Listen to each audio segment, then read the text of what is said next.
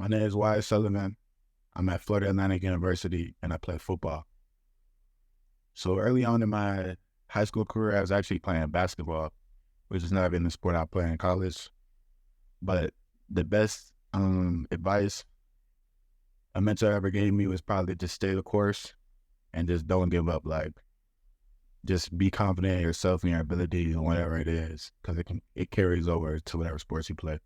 I thought football was a better fit for me when I just was realizing how slow my recruitment was going for basketball due to COVID, and there's only 15 spots on a basketball roster.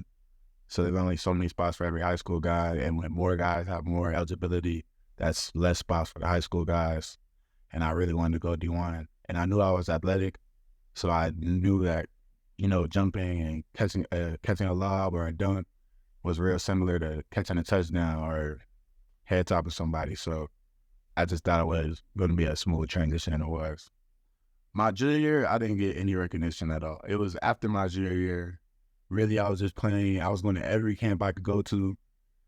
I was DMing every college coach I would go to, whatever film I had, even if it's a 7-on-7 pass, if it's some practice highlights, if it's JV film, whatever I had, I sent it out to everybody I could. I talked to everybody I could. I listened to everyone. I was respectful to everyone. I went to every camp I could go to. I went to every 7-on-7 event I could go to, and I performed at everyone until, I just got that call and I got that first offer. What I did on the field that I feel like helped me stand out was I was a hustler. I'm going to run after the ball.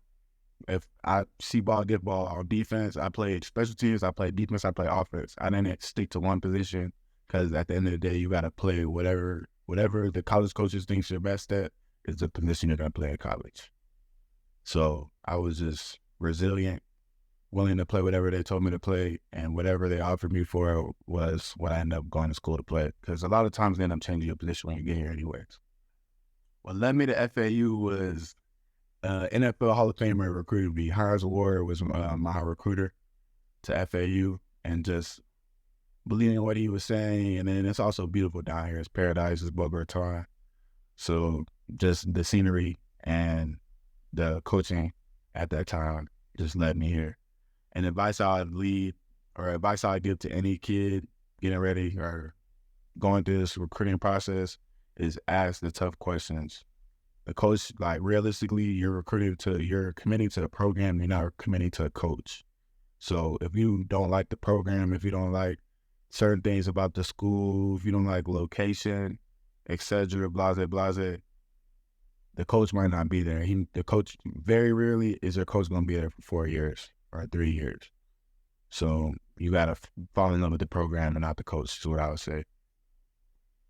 Some things I picked up since being in college is you're not good enough, like, naturally. Like, you're going to have to work harder to be better than everybody else. Like, if you just go to the workouts, the team workouts, and you just go to team runs, and you think you're going to get stronger and faster, you're not. You might get a little bit stronger and faster, but you're not going to be stronger and faster than the field. So you have to, getting extra is necessary.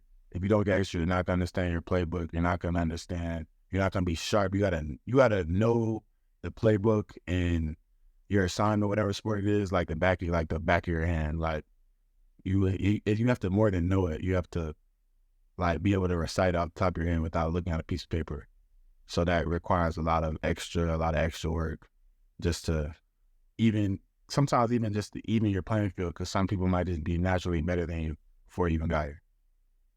For social media, I say the biggest thing is be mindful of what you post and who it can offend.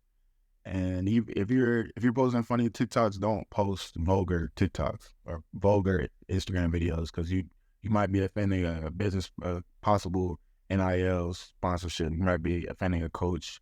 You might be offending a coach's wife. So just be real conscious of what you post and how it can affect other people.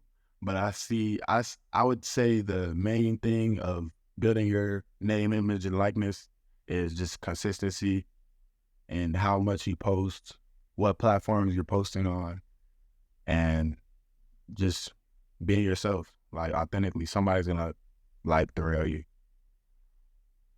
don't chase stars, chase greatness. When I say that, I mean, don't worry about how you look on social media. Don't worry about trying to impress, like trying to be at all the Under Armour camps or how many stars you got, because the college coaches don't care about that.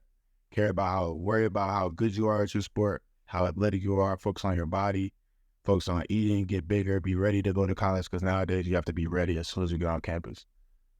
So if you focus on those things and you put yourself in every possible way to get into college coaches' eyes, you're going to make it. And also don't feel like you're too big to reach out to college coaches. Like, you're not too good to reach out to a college coach, because they check their DMs a lot of times. So you might just get lucky and a coach responds to your DMs, likes your film, and you get the offer that you've been looking for.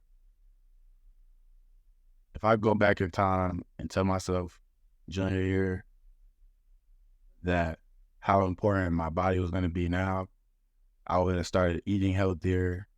I would have stretched more. I would have worked on my mobility. Like, your body is your engine. Like, your body is the most important thing that you can control. Like, the best ability is availability. So just doing everything you can to be as healthy as possible at all times. Because you might be a little bit, if a guy's this much better than you, but you're healthier than him and you're always on the field, you're going to play over him.